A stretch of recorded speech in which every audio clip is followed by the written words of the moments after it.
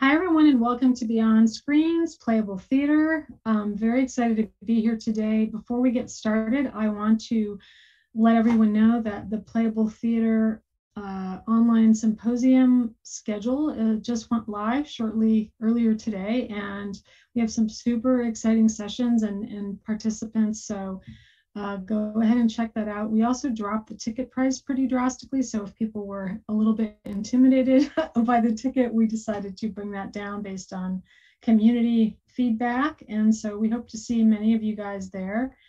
And that basically leads me to my intro today. I'm really excited to have Carly Dwyer from InterMercer. Carly is one of the movers and shakers of the Boston participatory / playable theater scene. I met her really early on when I started getting into this stuff. And I'm really excited to talk to her today about her background and her ideas around playable theater. Hi, Carly. Thanks for coming. Thank you. It's always nice to talk to you. Yeah, it's really fun talking to you. So I wanted to start because, I know all these people in Boston and the scene, and I see you all the time, but I don't know that much about how people got to playable theater, how they arrived at it. So I'd love to just get a little bit of your story about, by what route did you find yourself in this space of creating interactive theater?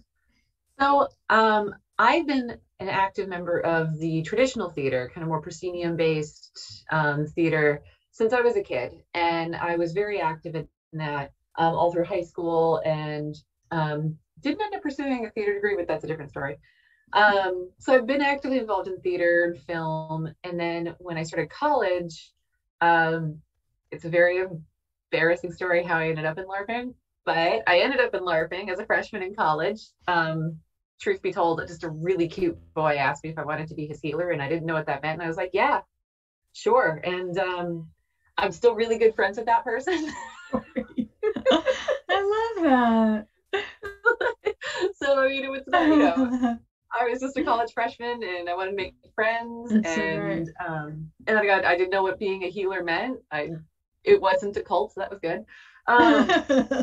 So I ended up getting into like pretty hardcore campaign boffer LARPing, like from the get-go. Like I jumped right over tabletopping, video games, all that. I went from like theater to LARPing really hard. And I fell in love with it. Like I love LARPing. I think I was there like 3 hours. I had no idea what was going on. And I was totally in a panic. And I was like, I really want to get good at this. And then I came back from my first LARP event. And of course I was like feverish about it. And I started telling my actor friends about it. And I was like, oh my gosh, you should try this. And like half my actor friends were like, that sounds cool. And half my actor friends were like, why? And I ended up kind of becoming this like hybrid theater person that also LARPed. And while I was doing it, I was like, these two things make a lot of sense, but I couldn't I don't know, it was just seemed like a really far bridge. Like none of the LARPers I LARPed with were theater people. There's a couple like musical theater kids that had like gone to college, stopped doing musical theater, and like got into LARPing later. And they usually played bards. But like but then like like the theater group would be like, oh, it's fun, and they come for a week and be like, well, that was a lot of camping. And I'm like, yeah, but like so I don't know, like it was really like it clicked for me really deeply, and I just maybe thought I was a weirdo because it didn't seem to click for a lot of other people. But I kept doing it. I kept LARPing all the way through my 20s, and then kept doing theater and film. And then I ended up teaching a high school theater. Like there was the director of a high school theater program, and my children were the best people I've ever met in my life, but were also the sneakiest. And one day in the middle of rehearsal, they turned to me and they're like, I found out you LARPed. And I was like, how? And they're like, Google. And I was like, yes, I did LARP. They're like, would you run a LARP for us? And I was like, for you all? And they're like, yeah. They're like, we're going to talk to the sci-fi club. They're into it. And I was like, okay. So suddenly my theater program was doing LARPing, and it was like the best world I could be in. Like I was training them as actors during the school day, rehearsing with them to make shows in the evenings, and then 1 weekend a month we're LARPing in the administrative building and getting stopped by dog walkers in the soccer field. who thought it was amazing. And like, and that was really this like great moment where I'm like, oh, these things really like, it didn't coexist when I like in the 90s when I was younger. Um, but like these kids were really open to it. And, you know, that also kind of coincided with the time that I think Sleep No More came out in Boston. And I went and saw that and I was like, oh, this is great. Like this is really, but I was a little sad that like I felt like I was LARPing in a theater scenario, but I wasn't allowed to fully play. And I think that's what the only thing I took back from the Sleep No More experience was how badly I wanted to interact with the world. Yeah. And so I think, you know, like, and I, obviously during my 20s I started tabletopping because it's a slippery slope. It's a very slippery slope. Um, so I think, you know, an InterMercer finally came out of the idea of like, I loved what I saw in Sleep No More. I loved what I was doing with my kids. And then I ended up in a situation where like I kind of, my daughter had to start school. The job was really demanding and I kind of had to make a choice over like, did I want to raise my daughter or did I want to raise other people's kids? Because when you're a high school theater teacher, you work nights and weekends as well as full days. So I left teaching, but I was terrified to leave teaching because I was like, what am I going to do? Like I have to make shows. So I thought I started InterMersive being like, well, I want to try to see if I can make LARP and theater happen, but on a level where people can just buy a ticket and walk in off the street. And can we, because I think what I loved so much about LARPing and theater was when you're rehearsing and you're in the process of learning your character, like before you really get into rehearsing scenes and you're in discovery with your character, that feels like LARPing. You know, you're trying to find this parallel empathy with this character. And I wanted to make that accessible to people that didn't necessarily want to read a rule book or go camping in the woods for a weekend, or just were a little intimidated by it and wanted to try it without a huge commitment. And that's really where InterMercer was born out of, and where basically I come from, is always wanting to find a way to merge those worlds and make it less scary for people to come and try it out.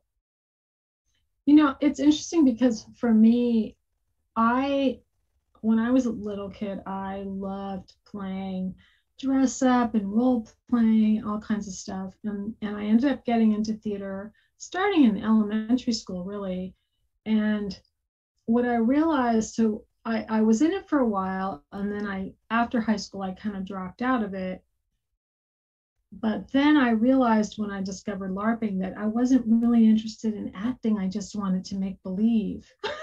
And so that was the thing.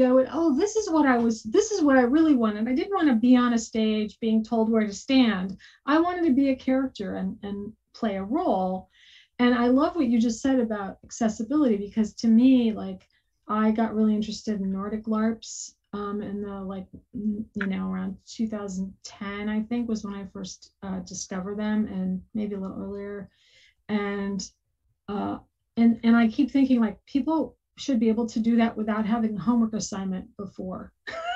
That's kind of, so I think the theater audience, like, this is what makes a lot of theater people anxious about LARPing, is that they are afraid about the process of training the audience and how hard that can be.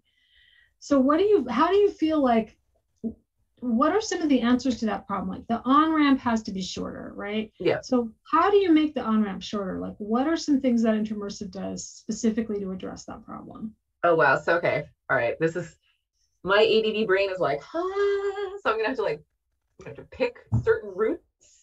Right. Just pick three. Pick three. Or pick one. If you want. I'll pick three.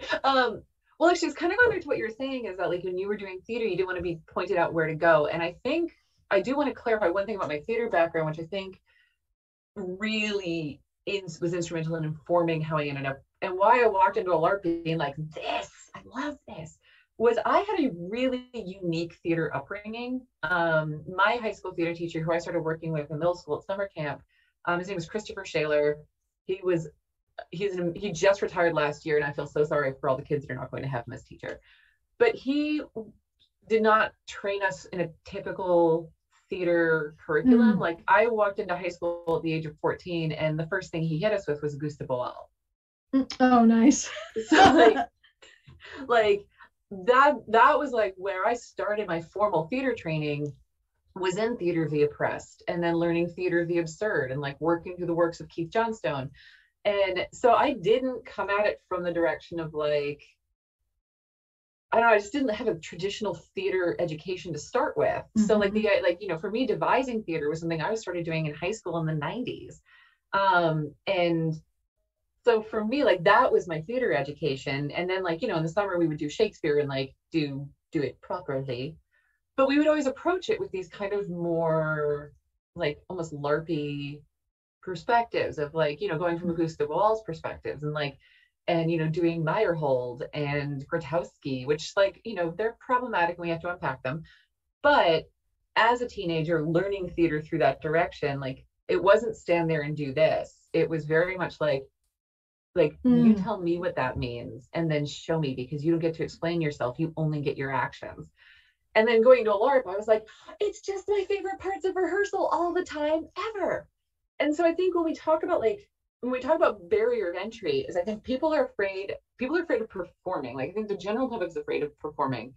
They are terrified of talking to people in costumes. Like, and I will throw one of my other great loves under the bus a little bit for this, which is I love circus, and I was with the circus for a while. And I think circus has trained audiences to be afraid of interacting with characters because of that big trend we saw. And I'm going to throw Cirque du Soleil under the bus of, I love Cirque du Soleil, I love you guys, but I'm going to throw you under the bus, is pulling an audience member on stage and then making the comedy about their ignorance. And I think that's really, that galvanized audiences about not people wanting to it's a very much, that's sort of a commedia dell'arte move, like grabbing an audience member and then implicating them in something somewhat unwillingly. And I feel like, one of the principles in game scholarship as a teacher is that play is supposed to be, by voluntary. It's supposed to be voluntary. So forced play isn't really that's not gonna work. It's terrifying. So when we build an InterMercer, we talk a lot about kind of, we always go from the perspective of what is the action of the audience? Like, what is the audience going to get to do here? And like, how do we make the audience understand that they are going to be accepted into this world as is? Like we do a lot of like kind of historically adjacent shows. We work with a lot of museums and historical houses. So like, how does somebody walking in a pair of jeans, with dyed hair and an iPhone walk into 1839, and nothing is going to translate weirdly? Like, and how do we make all of that work? And a lot of that comes down to how we work with our actors and how we work with our character development.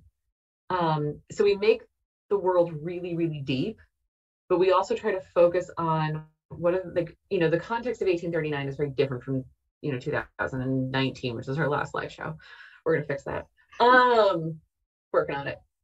So when we talk about that, like we have a dramaturg on staff, so that we talk a lot about the contexts are very different and they're not the same people, but what are the crossover points that make these people relatable? And that relatability is what we really try to work on and balancing, is that actor spends so much time in development with that character and that character's relationships to the other character. And while we have a trajectory of scenes, because one of the things about our shows is if you only want a wallflower, like if an entire audience showed up and only wanted to wallflower, there still has to be a show. That is a thing. That's the theater side of us coming out of, like, you can show up and not do a thing and there will be a show. Or people can interact and people can, we've had people remove actors out of scenes because they didn't think they were safe. And what we focus on is so deeply with those actors is how well do you know this character, and how well do you know what this character is and this is on the theater side coming out, what are their motivations, and how are they we talk about in theater wants, your want has to be positive and has to be capable of execution within the scene. How do you get your character to that want, even if somebody removes you from the scene? So that those actors are always working with a very solid idea of who they are, and not necessarily a solid idea of where they need to go next. It's interesting though, because as you were talking, I was thinking, often when actors are looking at their motivation, they're drawing that from the text. So, and this is a conversation I've been having recently with a lot of theater people about the text, like the text, the text, the text. Like our text, when we talk about the text of an interactive theater show, there's a text, but it's a totally different text than, say, a Chekhov play, right? Right. Well, and that's why I think my background coming from devised theater, I think, is really helpful. And I've Yeah. had some frustrating conversations with theater artists lately about like whether or not devised theater is real theater. Um, there are roads that need to be traveled. So in devised theater, you walk in and you don't walk into a text. I think the very first time I worked on a fully devised piece was with an amazing artist called Viday, who I think is now out of New York. She's worked with Sightline Productions, but we walked into about 250 pages of research about, Orpheus collapsing the wave function through observation, the nuclear test sites at Los Alamos. There's songs, pictures, all this, and that's the world of devising. And so through that, you ask your actors and you ask your team, like, what starts to speak to you? And I think because the devising method is about the story we want to tell instead of the text we have to produce. But is it also about creating a story world?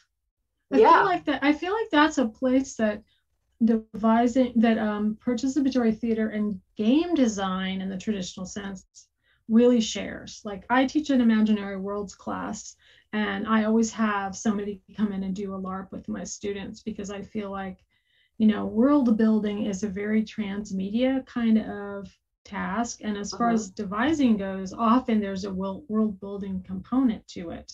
Right. And I feel like the world building component to devising, I think, is one of the most exciting parts of devising. And fortunately for the people doing it, but again, it always has to end up in a show. It always has to end up in something that's locked down and repeatable with a script.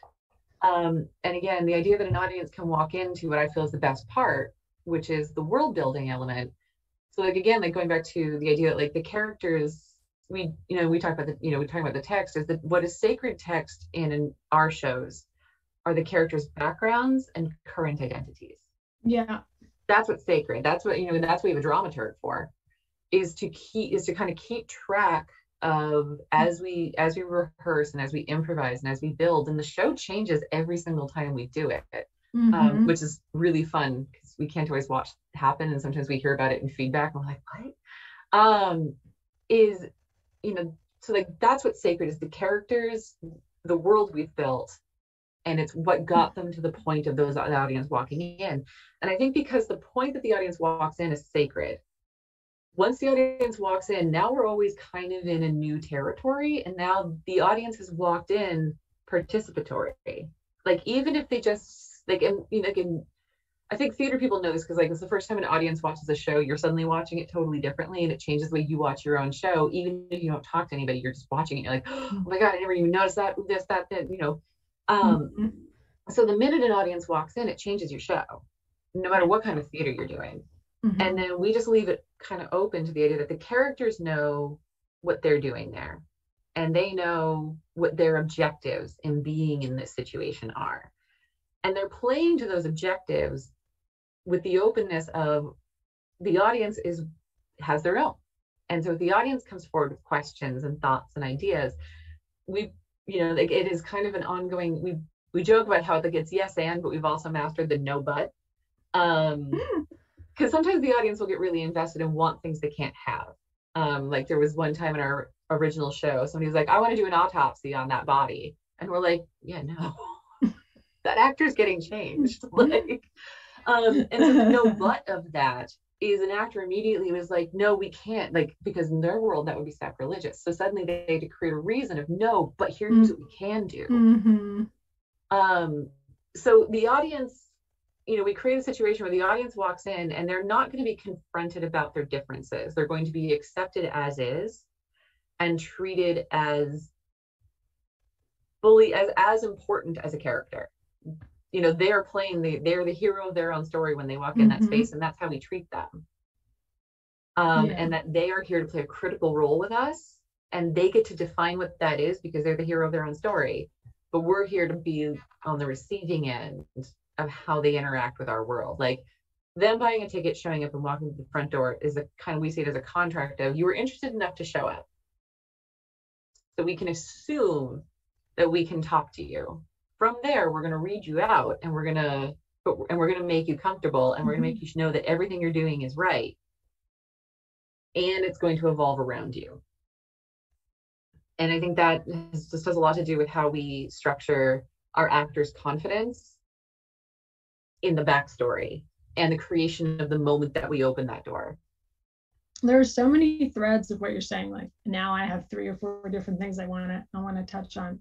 So the first thing that really strikes me as interesting, and it's come up again and again in talking to people, is that, and I, especially because I work at a university, I'm really thinking a lot about this, like the acting, the role of an actor, that skill set is radically different from conventional acting, from improv. It's totally different from improv acting. And I hear people say, oh, well, improv is just like improv. It's really not.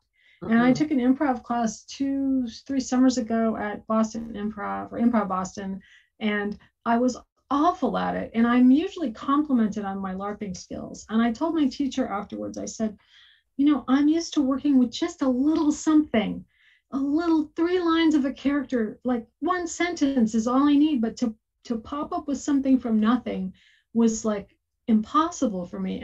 And I feel like, on the one hand, you have the traditional acting mold, which is, I did in high school, which is you memorize a script, you get up on stage, you interpret the script, but the text is sacred, as you said, sacred, right? As opposed to improv, which is you start with nothing. So you maybe are creating a world in real time, but you don't have any underpinning rules. So that's a whole, like, to me, that's a different set of skills. Like, we need to figure out how to teach people how to do that, I think.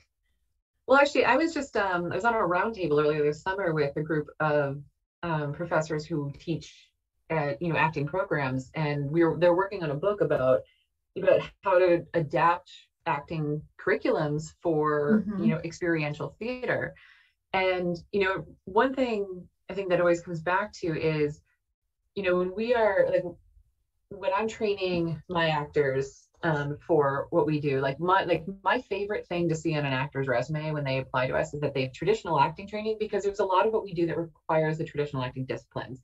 We rehearse, like we're gonna write you occasionally, like there's always an opening speech that tells people the show is starting. You're gonna have to memorize that. Like there are benchmark scenes that keep the show on track, that give important information, that have to pretty much be consistent.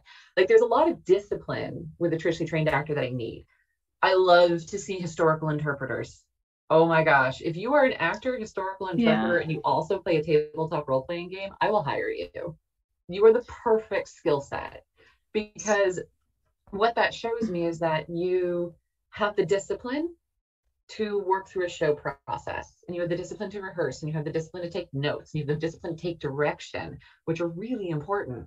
You also know how to work with the public because you're a historical interpreter. You also know how to work with the public within a very clearly defined world.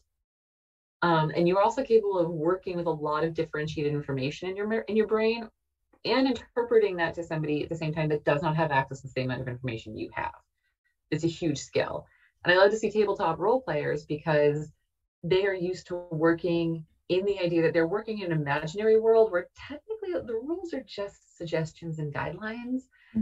And yet they know how to play cooperatively to get to like those all the different things from those 3 elements, I think, are what we need to be training actors towards. And it always comes back to my favorite thing, which always comes back to your ability to tell a story. Like, if you're in theater because you want to perform a role as written, awesome, do that, knock it out of the park. If you're there because you want to tell the story of that character, that's a different motivation as an actor. And I think that's also, when you're historical interpreting, if it's just to bestow knowledge on people, that's one thing. Go ahead, knock it out of the park.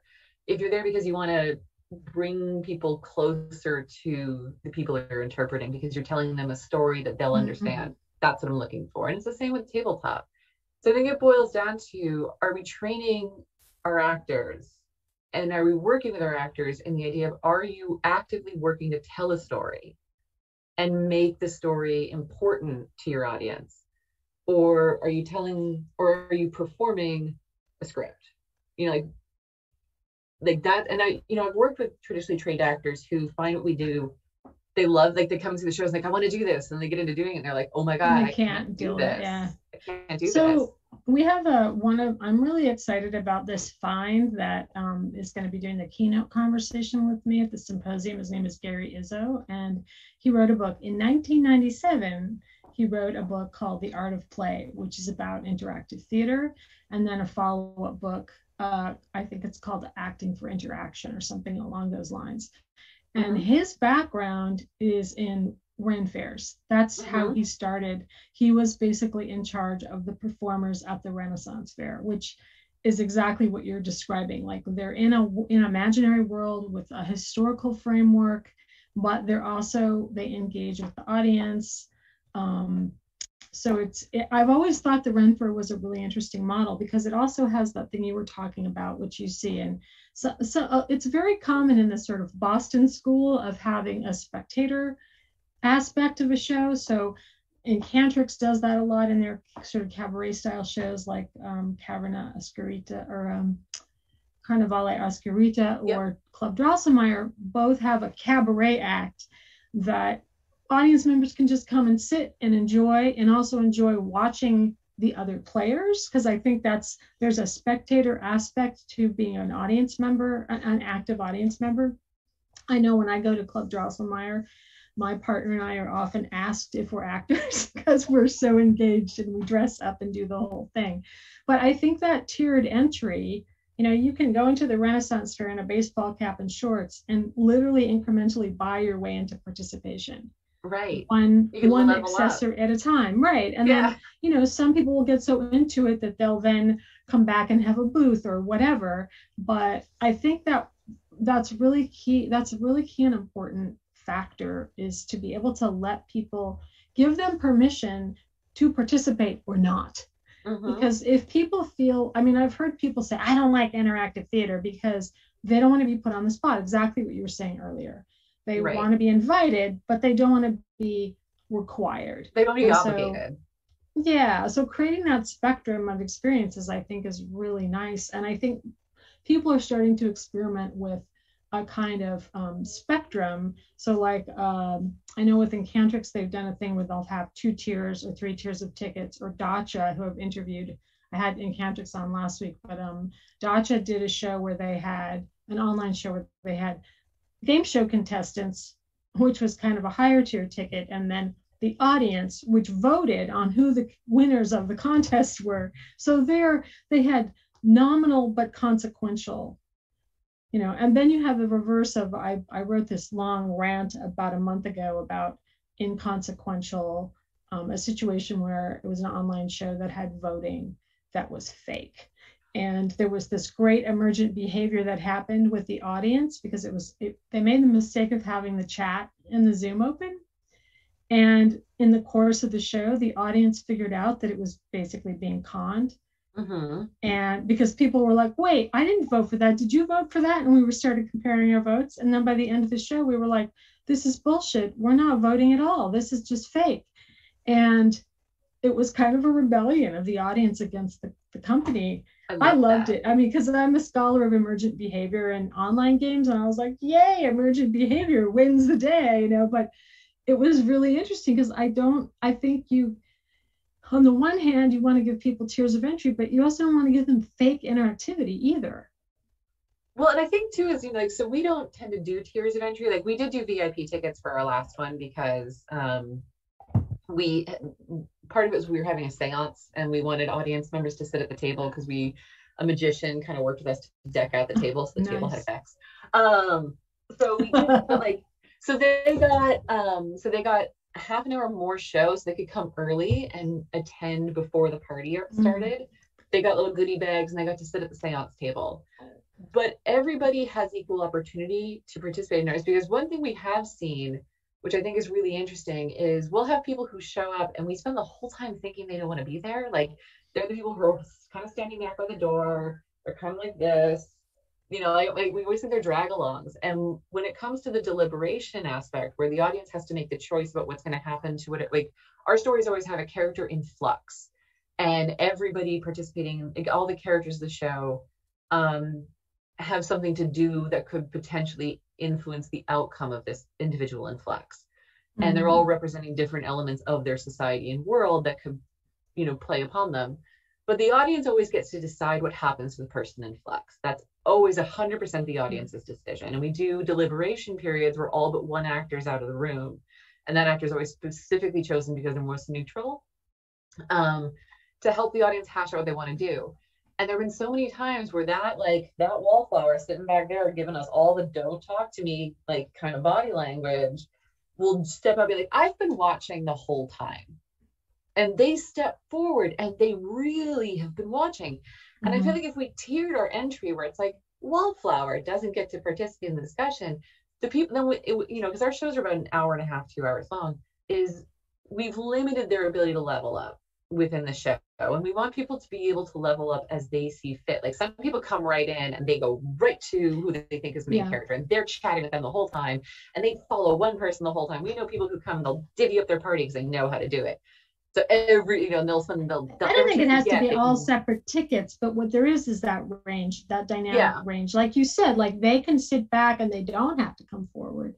But once they're ready to, they can. And also, I think people, you know, you see these different personality types. Like I know when I have a group of people that I do a lot of, I go to a lot of shows with, and it's a couple that we go with, and my partner and my friend's partner, they do all the puzzle solving. They're kind of introverts. They don't really want to go around and spend a lot of time talking to actors. And then we go out and we do all that sort of extrovert stuff. And I love it that they can do that. We all have that. There's all something for us all to do. In that case, it's the same ticket. It's not a paid tiered ticket, but it's more the idea of having a spectrum of opportunities, I guess is the best way to put it, right? Right. Yeah, and I think, you know, honestly, I feel like sometimes if we had larger venues, we might entertain tiered tickets, but we only, you know, we specifically keep them to there's a 5-to-1 audience to actor ratio. Because I feel like that way everyone gets the opportunity to have a personal experience if they want it. But it's not a forced personal experience at a 5-to-1 ratio. So like, if you want a wallflower, that's totally fine. There's probably somebody else in the room who's going to be fully interactive and cool, like, and like, so everybody gets to be at their comfort level. But if we did have opportunities, because obviously like they are businesses, you know, the more tickets we sell, the better our profit margins get. And that's always going to balance out. Like if there was something that allowed for a more voyeuristic option where we could just have audience, you know, we might be open for it, but usually our spaces are so small that we like, well, there's 30 tickets, so everyone's the same. So yeah, I mean, I've been shows too where the player character, like you can literally just grab a character card if you want one. And so that's really nice because again, like you can be a character or not, you know, you can pick your level of engagement. I think a lot of times, I'm going to go back to something you said earlier, is I also think I'm working on this idea around what I call social scaffolding and indexing, which is basically like if you have a scene or a situation that people recognize from some other either pop culture reference or from their daily life. So like I always talk about Tony and Tina's wedding, which is one of the first shows that was done in New York in the 80s, that like a wedding is a really good place to have a show because everybody knows how to act. So you mentioned the seance, and it kind of a little flag went up because a few people I've talked to have done seance themed events, and that's another example of something where people more or less know what that is. Are there other things like that you draw from that you go, oh, we know people understand this particular context, right? Whether it's historical or fantastical. Well, we are a Salem resident company, so like I live in Salem. Of course. You know, and actually our first show, you know, so like the first show we kind of thought about doing was start off what turned out to be a series that we now do called Demonology, where we explore the intersectional points of gender and supernatural throughout history, which was honestly like the fans kind of forced that to happen. We were not planning that to become a thing, and now it's a thing. So yay. Where it, you know, if you're going to do something in October, like in Salem, you do it in October because that's when everybody's here. And you have, like, if it's not witch trials themed, what are you doing? But as somebody who grew up here and as somebody who was working in the tourism trade since I was 14, I kind of wanted to put something back on them about how, like, everyone comes, it's very easy to just Monday morning quarterback the witch trials. It's very hard to understand them from their perspective. So, our first show was about the inception point of a witch hysteria in a Puritan world playing by Puritan rules. And holy crap, did we learn a lot. But I think, when we think about, again, when we think about point of entry, like an audience buys a ticket and just shows up and can bring their drag along buddies and be like, it's a thing, it'll be fun. Is the first thing we have to do is we have to give them something they recognize. I mean, marketing wise, we have to give them something they recognize, right. They want to come. So obviously Salem, October, witch trials. But we've also we've branched out and done more kind of broader fantasy events that we've linked back to folklore. Our Smoke and Mirrors, which was our seance show, was based in the spiritualism movement of the mid 19th century. And again, I think those are great anchor points because the audience already comes in knowing kind of what to expect and kind of anticipating how to behave. So by being kind of historically adjacent, they're not straight histories, they're, we've done kind of, we've composited histories, is we've given them a world. And one thing we like about doing kind of history adjacent is then they're playing in a world they think they understand, like 19th century America. People have a basic understanding of what that is. Sometimes it's not nearly as good as we think it is, but that's why we do some onboarding at the beginning. But they know, they kind of have an idea of what that world is, and they walk in already comfortable that they know how to kind of fit into it. You give them Puritan New England. Again, they think they have an idea of what that is, so they feel comfortable walking into it. And I think that's a very big and key thing about getting audiences to just kind of walk in off the street and try a participatory theater thing. I don't think it has to be historical. That's just what we're good at, and that's what we like. So that's what we do. That's something recognizable. I mean, you could also do a Star Trek-ish kind of thing. Yeah. I have one. I wrote a LARP proposal that was something sort of based on that, but finding something that people, or Harry Potter, right? Child wizards. There's a lot of LARPs around that kind of a theme. So to kind of leak a little bit of a lead, we have something we're working on for the solstice season in December, where we're playing off of the idea that prior to Christmas being a thing, the darkest end of the year was kind of there's a lot of tales of monsters that come out and eat your children. And there's a lot of stories. Merry Christmas! Lots of stories about things will come and eat your children during the dark time of the year.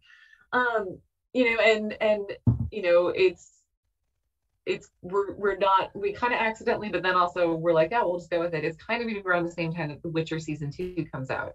So this idea of monster hunting in the winter is a world that now we know our audiences are okay with. Witcher was huge. It's not a Witcher event. It's definitely not. But the idea of Krampus has had a resurgence of interest. People are now kind of more curious about the dark and scary things that happen in the wintertime prior to the Christianization of that season. So now we're all right, cool. We can move out of October because we don't want to strictly be an October company. Is cool. We're going to move into something we know you're more comfortable with, which is the idea of so we're going to go monster hunting in the dark season to help bring forward the light. And so that's something we're working on for this December. We were working on a great event for this October. We canceled due to COVID.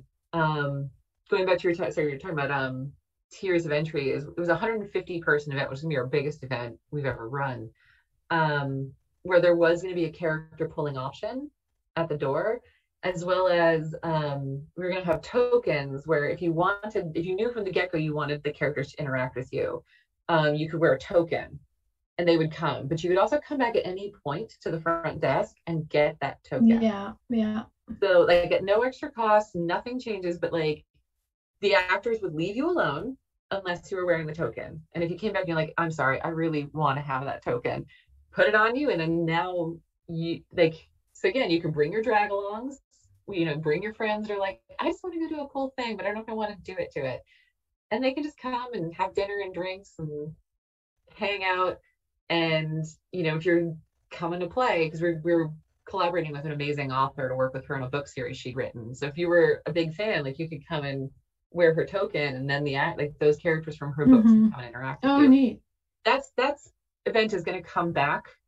We just that sounds great. We just weren't comfortable with COVID and where we were at the time for a mask off event. It's a really rough time. Hey, so I'm really intrigued by some of you are using a lot of I guess your own indigenous terminology, and I'd love you to flesh them out. So you keep saying dragalongs and wallflowers. I think it's pretty clear what those are. Are there other terms like that you guys use to describe phenomena in participatory theater? Oh gosh. Well, now that you have me thinking about it, I can't think about it.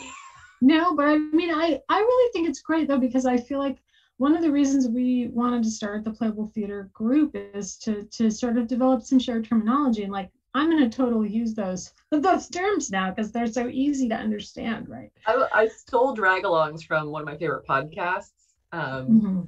So they talk about the people who are dragged to their live shows without knowing what the podcast is about. So they always have a speech at the beginning of their live shows being like, if you were a dragalong, like if your girlfriend made you come. So we kind of stole that because we definitely see it. We see people come in and they're all lit up and they're super excited, and the person walking in with them is like, what's going on? Yeah. I'm here with this one. So I love that term, so I kind of borrowed it. But like the wallflowers we've deemed those as like the people that we're watching, because we're watching them be quiet, kind of almost as like how they are participating. So like we've worked with the actors now, so that, if they see somebody who's definitely like full on paying attention but standing back by the door by this, like we'll have them like they'll flash over a look every now and again.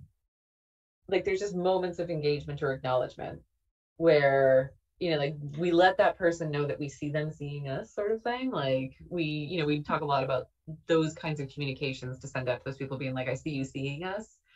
And sometimes they'll throw lines to those people and just be like, I want you to hear this. Like, oh yeah, like you can eavesdrop. There was a really interesting phenomenon that I found in online games that really fascinated me, which was a certain type of creator. This is mostly in virtual worlds where people can make stuff. There's a certain type of creator who makes stuff for a community, but doesn't ever interact with the community in real time. And they were really interesting because like whenever I would interview them or talk to them, they'd always be like, well, I made this thing for this person because they wanted a this, but I'd never seen them in any social setting. And I realized that you can be social without being social. I feel like that's me on the Discord. Yeah, but I mean, I think there are ways to be social and to be part of the community and still be introverted and still kind of and contribute in a different way than a kind of gregariousness or whatever. So that reminds me a lot of that. That's where the puzzle solving stuff, like the people that I play with who do that, like they love that. And they feel really part of the show. They just don't want to interact with the actors. Right. Yeah. Oh, hold on. I have to let my cat out of the room. I'll be right back. That's okay. No, cats are good. Cats are fine. My cat's been here the whole time. I love the mannequins in the back of her space. And the wig. You also have a wig back there, I just noticed. Oh yeah, this is my sewing room. So. I'm gonna ask you a question that might be hard, but it's something I'm really obsessed with talking to people about in terms of their own work. So I sometimes describe game design, and especially this kind of work, as the craft of creating a player-shaped whole. Like you're trying to create a space for the player, and there are certain, and you know enough about LARP to know, like certain LARP designers have a very distinctive interaction aesthetic. And I don't mean like their art direction. So you look at somebody like Nina Essendrop, who makes these non-verbal, dancerly, abstract black box LARP. And then you compare that with somebody like, like Jason Morningstar, who is really good at creating procedural narrative kinds of things. So if you were going to describe your interaction aesthetic, how would you characterize it? I would say we are looking to encourage good Samaritanism. Mm. We're looking for people who we want our participants to know they're in a safe space to learn how to get involved. That's always been kind of the secret mission of what we do. I think, again, where I was coming from it as an artist and as a teacher beforehand was something I love about LARP was I loved how much about myself and my other players I was learning while LARPing. And I completely steal this term from an NPR like article I was listening to years ago about virtual reality with they were talking about was oh shoot now oh gosh no I'm having a total ADHD moment. I was about to say it and then it was like gone. Embodied cognition, that's it. Is you know, like there's, you know, when you're in a LARP, and especially when you're really in it, like when I'm actually gonna throw another colloquial term, when you have character breakthrough in your LARP, which is when the character you're playing starts to make decisions that you would not have made yourself. Yes. Right, it's the best. So when you realize that you have started, and like we refer to that as parallel empathy. When we're working, is that like you are now That's working right. with a separate set of empathy because that is what's right for the person you are portraying, even if it's not something you would do. Which we explore villains. I spend a lot of time with that. But so one thing we were talking about was, you know, I felt like as a LARPer, and then bringing that into acting and talking to my actors about, again, having the character breakthrough moments when, you know, when you're playing, like I was directing Othello, when my young Iago had her character breakthrough, where she's like, I hate this person, but I understand them now. And I was like, yeah. Like, and you know, cool. she had this huge process with Iago. Is again in the value of what that can do for you as a person, in the ability to have an ability to kind of almost ventriloquize your empathy. I wanted to create an environment where audiences felt they could do that, where suddenly you're in an environment where like you know it's safe because you know our actors are going to go get Taco Bell after this, so like you can make big choices and you can make big decisions and you can be really involved and you can possibly behave in a way you might not normally behave in everyday life, because we're here to catch that. But it's still you doing it, right? So there's a great term that I like to use from performance studies, and I think it's Winnicott. I always forget if it's Winnicott or Schechner who said this, but it's described as the not me, not me phenomenon. And it comes from acting and also from child's play. Like, I'm playing a character. It's not entirely not me, but it's not me either. It's somewhere in between. It's like that feeling where you go and you learn something about yourself sometimes by playing another character. Right. And so to give our audiences spaces where they're not necessarily playing new characters, but they're in really extraordinary situations where they can make bigger than average decisions. And again, doing that with that embodied cognition where their feelings about it are real, even if they know the situation is fake. Is we want to teach them to be kind of better activists. And that was something when I developed this company, it was things I was pushing towards, is I wanted to encourage people to be more aware of how they're involved, you know, and because, like, you know, and the fact that you are buying a ticket and you're participating in our fiction, you are complicit in its outcome.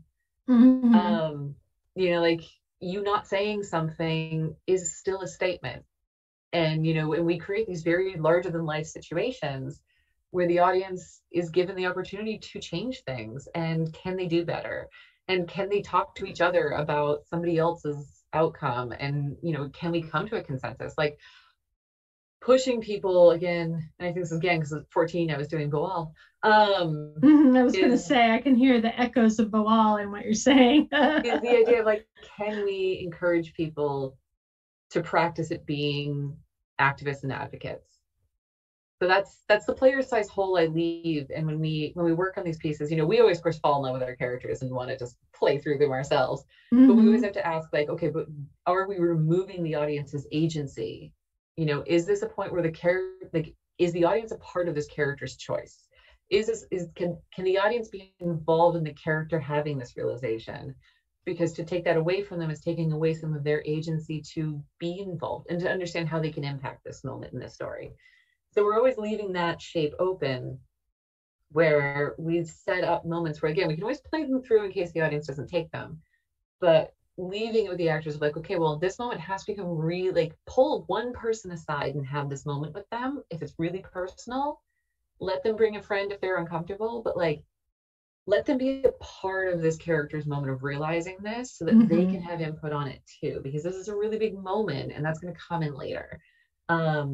Is letting the audience always be in a position where they can change the future and they can change the outcome.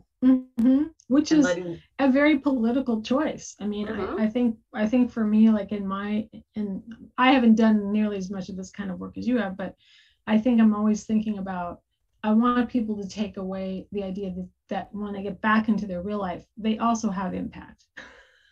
Right. Yeah. And again, I think when I was playing a very, very combat heavy campaign LARP as a teenager and then all through college and into my 20s and 30s. But the thing I think I learned the most about that was, who I was in very, very scary situations. And in situations that I hope I never actually end up in. And in situations where, like, I would have normally, and I think it's influenced the way I attend protests and things like that, is like, because I have played at the idea of being in situations that there was no path away from violence. How do you interact when you can't walk away?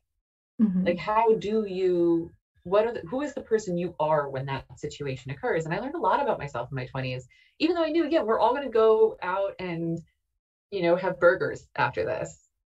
Everyone's going to be fine. Yeah. But in that moment, you're like, I hate everything happening right now and I can't stop it. So what do? I have to, I can't walk away. I think the idea of play as an envelope, it gives you permission. I've had a couple of great experiences, both in online role playing and also in live action, where I've done something, my character's done something that totally surprised me. Like, I open my mouth and something comes out and I go, wow, where the hell did that come from? But it's great because it's a risk you'd be willing to take in a play context that you wouldn't be willing to take in real life. So it gives you the space to experiment, right? Right. And again, and you can spend time later, even with the people you said that to, in a debrief, being like, what happened there? What happened there? Why? How did you end up? Oh, I remember this. I remember a friend of mine had been playing a character for like 8 years, and that character died in battle because they ran off without the team, and the team didn't chase them because they made a bad choice. And we got to sit down at the fire afterward, and it was really emotional. I mean, like, we knew this character. We'd been playing this character for 8 years, and they were gone. They were dead, and we were a part of that. And getting to debrief that with the player, and I feel like this is the key thing, is debriefs and like talkbacks are really key. We learned this our first year doing shows. Oh yeah. But like, getting to really sit down with our friend and be like, but you ran into danger and we all knew it was bad. And talking that out, like, was like, because again, we all had really big, complicated feelings about what had just happened. And unlike real life, where, you have to process that without the answers, if you get these opportunities to get answers and to step, and I think that's, and the person who would have died in real life is not dead. No, so you can. They're mad at you and making a s'more, but they are not dead. Yeah, I've been in a few situations. Like, my favorite was when I played Crown Me. Kellyanne Adams Fletcher's husband and I plotted to assassinate her together, which was super fun. And I remember a tabletop game where at the end of the game, it sort of crescendoed with me violently killing somebody with completely good reason, but I'm not a violent person. I'm like very pacifistic. I play a lot of MMOs, but I don't like combat mechanics. But I just went crazy and totally legitimately, like, this person was so evil and had done so many horrible things to me, but it was just really, really fun to be able to be this person that I would never be in real life, just in a fantasy situation. So I have a term for that. tell me what it is. So when I was LARPing with my high schoolers, this was actually something actually I had to talk about with the administration a little bit, was which was funny because they were totally on board. They were just fascinated. The principal wanted to play really bad. His daughter was a player, and she's like, "No, Dad, leave it alone." Really funny. That's hilarious. But we called it the murder threshold. Because I remember I had a player come up to me one time where, and you know, when I started LARPing, I was all like, no, I'm a healer and I don't kill things and all this stuff. And this young player came up to me in a very similar place where she's like, I want to talk to you about what just happened. And I was like, yeah, I'm really excited to talk to you about what just happened, because again, she was playing this very delicate character, like loved flowers. You know, she was like the epitome healer, like adorable. You know, sang songs and had dainty little band-aids for everybody. And then and she was an elf. And then we were, you know, the plot team had devised a really interesting story about an extremist group in the woods that was, you know, interested in getting rid of all the elves off their property. And we spent a lot of time unpacking that as we wrote it, and I was really proud of their work. But this girl who's playing this, like, you know, adorable little elven healer who wore a little mushroom hat and the whole 9 yards, they captured him, and she was asked to go and was like with her friends out to the woods to kind of deal with him. And she's like, I'll make sure nothing bad happens. And she ended up torturing him. And it was, I'm standing back to the marshals being like, all right, we're gonna let this play. I mean, like, torturing him in a very safe way. Like, there was a lot of like, pause. Are you okay with what's happening? Yeah, no, this is great. Keep on going. Okay, are you sure? Yeah, are you okay? I'm weirded out, but I'm here for it. Okay, let's go back to it. Like, you know, like jumping back in. You have to, yeah. There was like, you know, every 2 minutes there was a consent conversation about what was going on, and I was there as the adult. So like, you know, everyone had fun, but this girl came back to me and she was like, I didn't know that was in me, and I don't know what to do with this information. And I'm like, you just hit your murder threshold. And she's like, what is that? I'm like, the moment you realize what you are capable of when pushed hard enough. And yeah, like, what your values, to me, it's like, yeah, where your values take you also. Yeah. And she was like, I don't know if I'm comfortable knowing this about myself. I'm like, actually, it's more important you know this about yourself, because now you know what you're working away from. You know, like, now it's not just like you're harmless, you are actually actively a pacifist. Like, you know, right now. You make a choice, right. Like, or you understand like what when different things are at stake, right? What's important to you. Like, I know I've been in that particular situation. It also had to do with the fact that this person, the situation was so imbalanced. The person was a person of high status who would, my character was multiply abused by in different weird ways, and so there was a sense of righteousness to it too. I was like, this person deserves to die because of what they did to me, you know what I mean? Well, and I think it's also coming from a theater background too, is that, like, you know, there's kind of this like really dark joke in theater that like, we're not here to be your therapist, we're here to stir up your trauma and then make it entertaining for others. Is like, you know, it's also, I think we always have to be very cautious to the fact that unless you were actually a therapist, we're not therapists.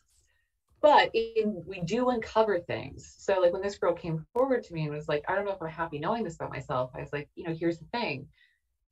That's something for you to think about now. But you also want to think about this forward of when you look at other people committing acts of violence. Now that you know this about you, and you know this in a very like fictional, safe setting, like Dan is fine. You know, Dan was fine with it the entire time you were doing it.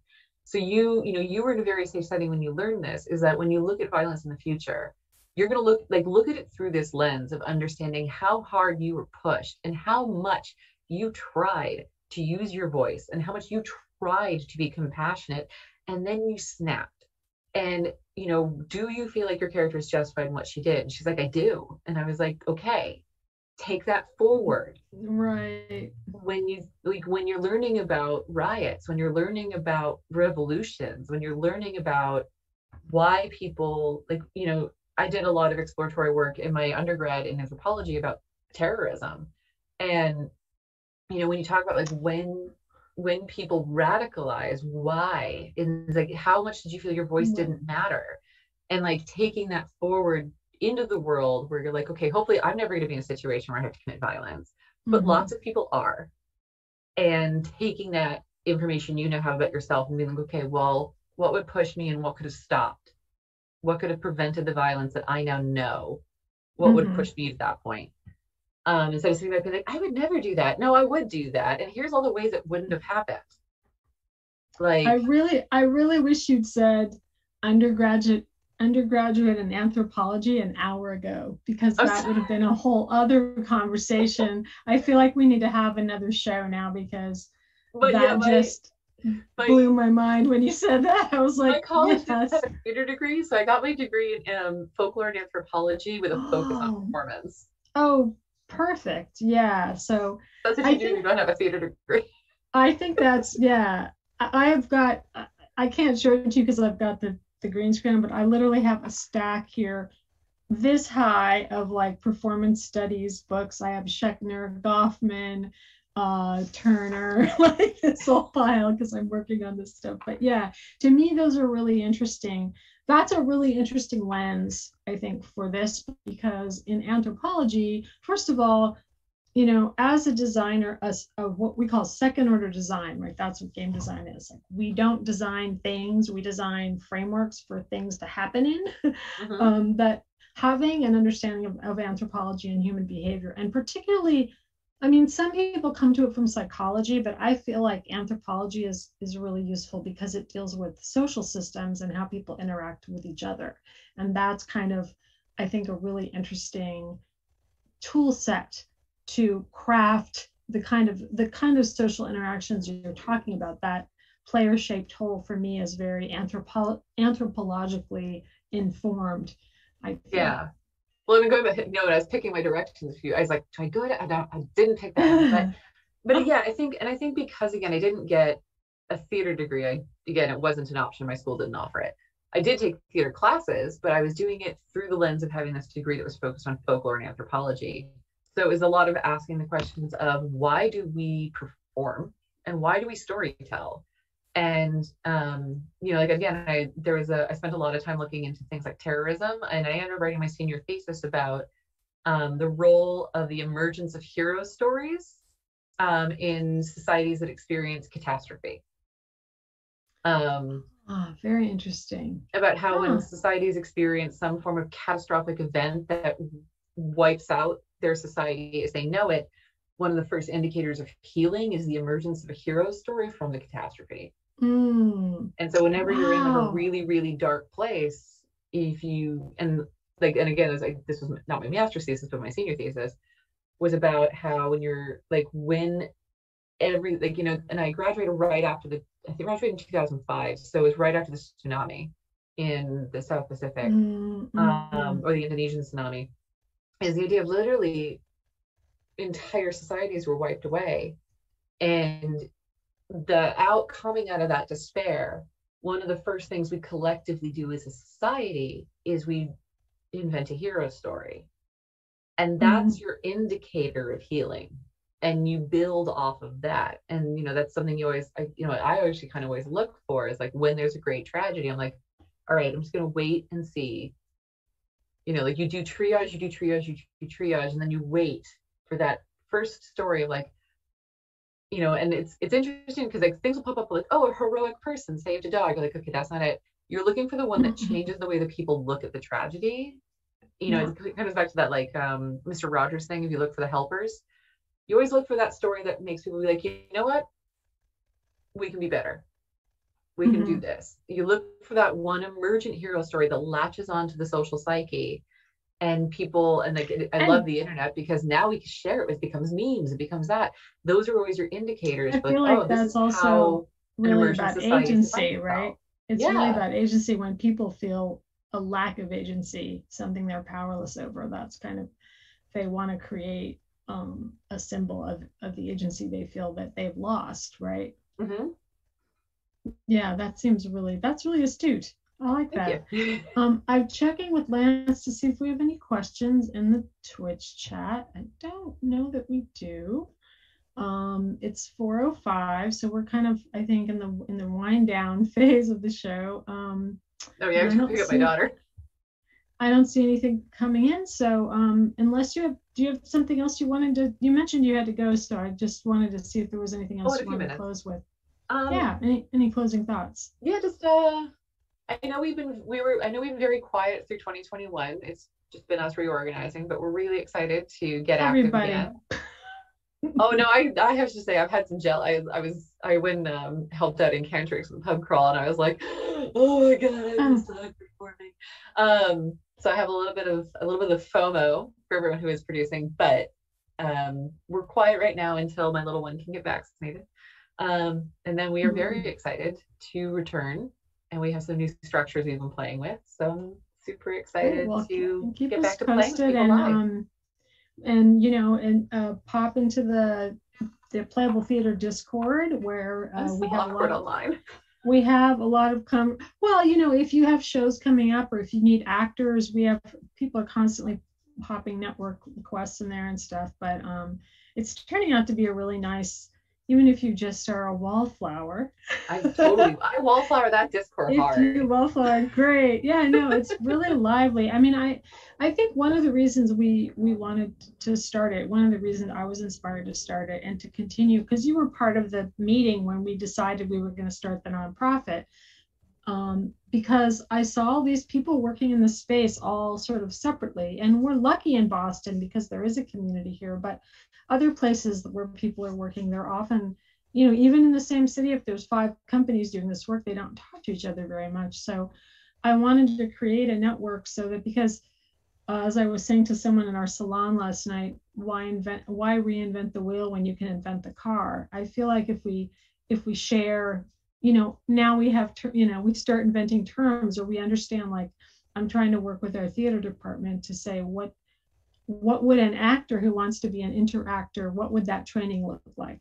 How would it be similar, right? How would it be similar to and different from Caro and Regine, who was one of the actors from Drosselmeyer, doing a workshop at the symposium on this too. Well, like, what do people need to learn how to do? And we all have the same. We're all starting from scratch. Like you trained your actors, and Caro and Athena trained their actors, and people in other places are training their actors all in different ways, drawing from things like devising and process drama and other kinds of theater techniques, as well as LARPing and games. A lot of the people doing participatory theater in the UK, for instance, don't know anything about LARPing, which is interesting because there's so much overlap. So it'll be But really interesting to see how that conversation evolves, I think.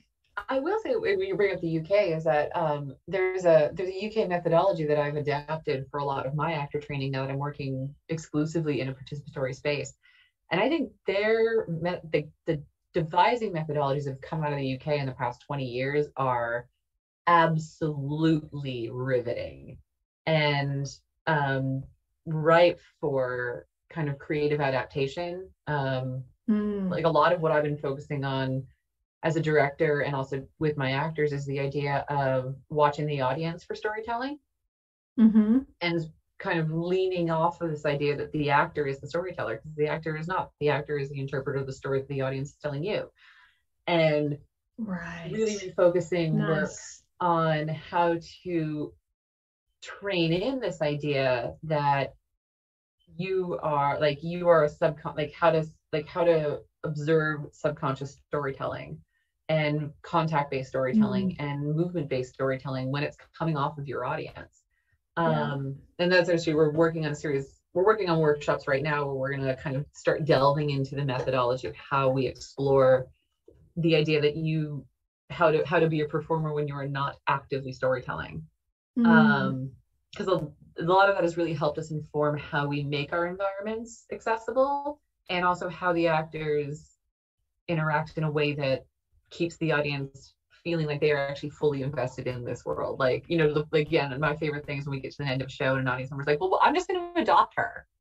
And like, they just say it like that happened at our Smoke and Mirrors. Some woman's like, well, I'll just take her home. And we're like, but you can't. She's like, I know, but that's what I want to do. That's awesome. Like, it just came for her so honestly. She's like, I'll just take her home. This is ridiculous. And like, It's not Yeah, choice. the UK scene is really vibrant. We have a whole session with, we're doing these global sessions, and there's just so many people doing great stuff in the UK, and I really wanted to bring that into the conversation. So we have Coney and Hobo and Upstart are some of the companies that are going to be presenting. So yeah, I'd love to hear. And they're, the thing that's interesting about that group is they all come from theater originally, but they've really engaged at a high level with games. Like Jamie Harper, who runs Hobo and is kind of one of the better known scholars of playable theater in the UK. He actually came to the US and got a degree in game design after being a theater guy for a long time.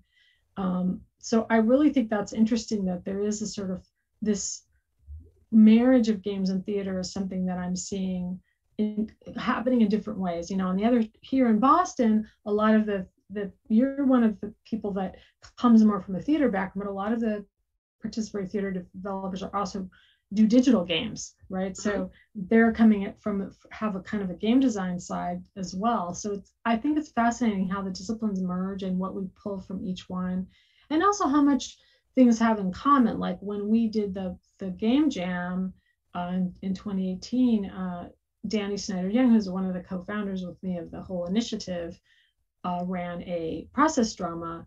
And after it was done, all of the LARPers were like, that was a LARP. Like, if you didn't know it wasn't a LARP, you would have thought it was a LARP. Well, and I'm always, I kind of feel like I'm always the person in the room who's always like, what's the difference? Like, right. Does there have to be a difference? Like I played LARPs where I'm like, oh, this is a character devising game. Like I would play this with my actor as part of like a warm-up game going into rehearsal. Exactly. And the thing is that does not create hierarchy. That's just utility. Like that's different interpretation of utility. Like, are you playing it for fun, or am I playing it to open my actor's eyes up to a different perspective? Both of those things are equally true. And I feel like sometimes it gets a little too bogged down in defining things. I understand the need to, but like my curiosity was like, oh, okay, so without necessarily getting married to any one idea, like what defines it as a LARP as opposed to a process drama, and what separates a process drama from always being a LARP? Because not necessarily work for the definition, but in those Venn diagram spaces, like, is there something new we haven't done yet? Yeah. But it's also, I mean, when we did it, there were people from the theater side who had never experienced a LARP before. And when we were done, I was like, you have experienced a LARP, so I think understanding, I mean, part of it is also the language and some of the, I find now that LARPing has less of a stigma than it used to. Like, big time.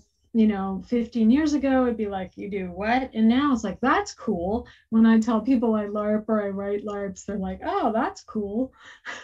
It used to, like when I started LARPing back when I was 18, back in 1999, I would tell people I LARPed, and their first response was, but you're pretty and you have friends. And I was like, what the fuck is that response? I know. But now I tell people I LARP, and they're like, oh my God, that's so cool. Tell me more about it. And I'm like, my whole 20s would have been so different if this had been the response. I think also one of my observations, because I've gone back and forth. I was in the theme park industry, then I was studying MMOGs and making MMOGs, and now I'm sort of back into meat space or whatever. I feel like one of the things that's really radically changed is that participatory culture has, spread amongst so many different games, YouTube, all this other stuff. So people are more, I think that the audience for live events is more responsive and more interested in participation. Yep. Although it's been interesting to see the generation gap, because when I've gone to online theater shows that were by theater companies, I am almost always the youngest person in the audience, which I never am in any other thing that I do. Yeah. But then when people started doing shows on Twitch, right, this is a much younger audience. And I think what's going to happen in the next few years, which is, I was just telling someone the other day, like I've kind of bet the farm on this on Playable Theater, is that I think that gamer culture of participation, people that are used to being engaged in that way, is going to merge with the live performance space and LARPing and all those things. And we're going to have, as we're building this new genre of participatory live theater, is going to become much more mainstream, like it already is in China, for instance. Yep. Well, and I think a lot of that has to do with the fact that, I was born in 1981, so I'm 40. My generation was the hybrid generation that grew up with kind of the original video games, and then got into the kind of like as we were maturing into young adults, games were becoming more role play, like more online RPGs, like more of the mega multiplayers. So like we were like, we got into it, which is why I think we're emerging with LARPing becoming more cool. And I think the next generation, as they rise into a place where they can have economic power, where suddenly the way they spend and we see this with Disney with the Star Wars attraction, is as they rise in economic power, we are going to see that shift, because they are people who grew up with their entertainment being participatory. Exactly.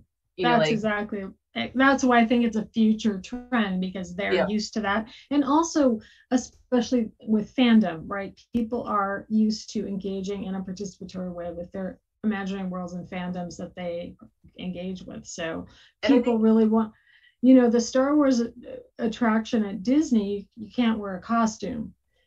I think that was a mistake. And they're allowing, there are going to be costumes in the LARP hotel. Right? I have complicated, I have so many complicated thoughts on that. Like from the manager perspective, I understand it. From the player perspective, I don't. But yeah, like I think too is like, as social media has emerged, I think too is the shift has started to occur. But it's funny because I feel like like Hollywood is obviously going to be the last to change. Is the idea that as social media has expanded and niche groups have found each other, and especially over 2020, more people realize that belonging to a niche group felt more like community when you're cut off from your friends. And more people, I think, is starting to indulge in their like weirder selves. And you see it on TikTok. Like TikTok's algorithm to find your niche community is incredible. Is as people are engaging more with the idea that they belong to these niche communities themselves gain more social influence and have their own economic power. And I think again, that's going to trickle up into the idea that like it's not like the Star Wars hotel 20 years ago would have been laughed at because there was no way of knowing how big their and again how important their influence was on their audience, because their audience was still treated as a subculture.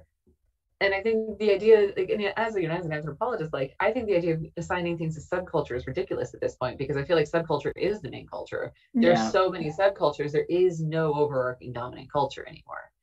And also Star Wars is a good example, though. I was talking to someone about this yesterday, that I saw Star Wars in high school. I'm exactly 20 years older than you. So my generation are the ones who are making the video games that your generation was playing. And I remember the first Star Wars movies, which I didn't really care for. And now, it's now 3 generations later that people are still kind of inhabiting this world. And I think that moment that Disney said, well, they bought it, but then that moment that they said, okay, we have enough critical mass. And I worked for Disney in the 90s as a consultant. Like, one of the things that they're really brilliant at, they understand multi-generational content and marketing. They totally get that they're selling. This is something you don't really see anywhere else, is they are selling to a woman who is buying for a family. That is how they market their products, and that is how they conceive of their ideas, which is like the mom may not be the main target, but she's the purse strings. And so I think that now you have multiple generations where the mom is a Star Wars fan and the kids are a Star Wars fan. Then you really have a formula for success, I think. Yeah. So, anyway, we could go off on that. You got to go take care of your kid.